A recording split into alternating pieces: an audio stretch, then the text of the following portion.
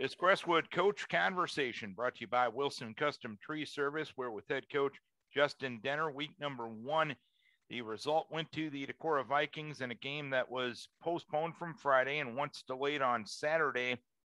Coach Denner, welcome to head coaching. It took 48 hours to get your first game in.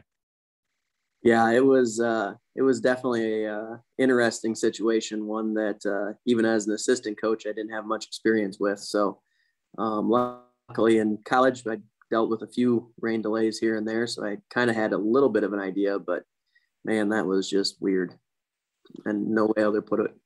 But how do you keep your team focused? How do you keep your mind from wandering in a situation like that? Because I'd imagine coaches were ready and the kids were amped up and ready to go on Friday night, and Mother Nature just didn't allow you to play. Yeah, and like the best part, and obviously this was kudos to our administration and Decorah's administration, is that they kind of laid out a really good plan of kind of how we were going to operate with okay, we're going to meet at this time, see where we're at. If we're not good, then we'll meet another half hour. So each time we able to tell the guys, all right, okay, hey, give me another half hour here, relax, take your guard down, 6:30, now start getting yourself back going on. We'll come and talk again. And then if we need to adjust, we'll, continue going from there. So administration did a really good job helping us and keeping us in the loop so that we could tell our guys, because obviously you don't want to be up the entire time because then you just, waste all your mental energy. But then at the same time, you got to have that ability to turn it back on when need to, or that ability to get it back going when we need to. And so, having those conversations with our administration that, hey, this is kind of when we're thinking about when we can go. So tell your guys then. So we were able to, kind of handle those things pretty well with that.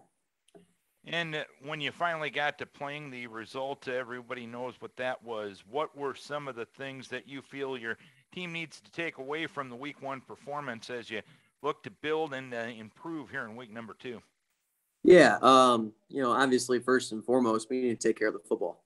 We had 3 turnovers, and then we had a bad snap in the rain on the punt that led to a 4th turnover, and gave Decorah real short fields. And it doesn't matter who you're playing, you give any type of a team a short field, it lowers your chances of getting being successful on the defensive side. Defensively, it's small things in terms of doing their assignment versus trying to do somebody else's assignment, and staying assignment sound with their own guys, and then just getting ourselves up to that speed where we're not trying to think about failing, but rather we're just playing. I think before the rain delay, guys were a little bit tense and they were just trying really hard not to fail, and we fell behind 24-0, and come out after the rain delay, and at this point, the score doesn't matter. We just got to play.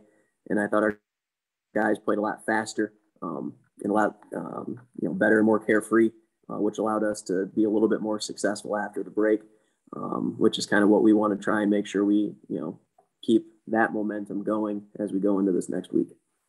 What were you most pleased with in how your team played last week? What were the main positives you took away from other than what you just mentioned?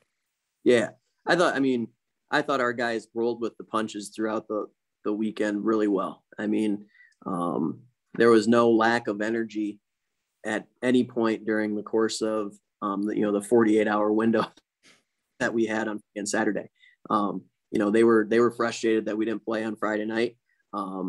But they came, Saturday morning, 9:00, or 8:45 when we met and stuff like that.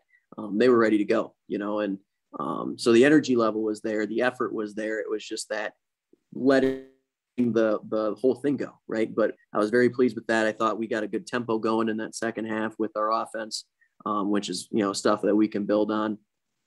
And I thought we had a couple of our special teams units played really well, which I was very pleased with as well. Well, this week you're on the road for the first time, going down to Waverly Shellrock, and they obviously were pretty impressive in week number 1, going up to walk on and taking care of business against the defending Class 2A champs. I know you've watched the film of that. What's impressed you the most about the Go-Hawks? And they are a very well coached team. Coach Hubbard done an outstanding job there for a long time. But they play very fast and they play very physical on both sides of the ball. Their line, the line surge that they had on the offensive side to help free up Haggerty and Newsome and their backs, was very impressive. And then the their run defense and pass defense against Waukon last week was also very impressive because their D-line got after it. And so we're going to have to, kind of match their tempo in terms of how they play in order for us to be successful on both sides of the ball. All right, Coach, here's hoping you can keep your kids healthy and get win number 1 this week. We wish you best of luck. Appreciate it. Thank you. Cadet head coach Justin Denner. Cadets head to Waverly Shellrock for what hopefully is a Friday night football game.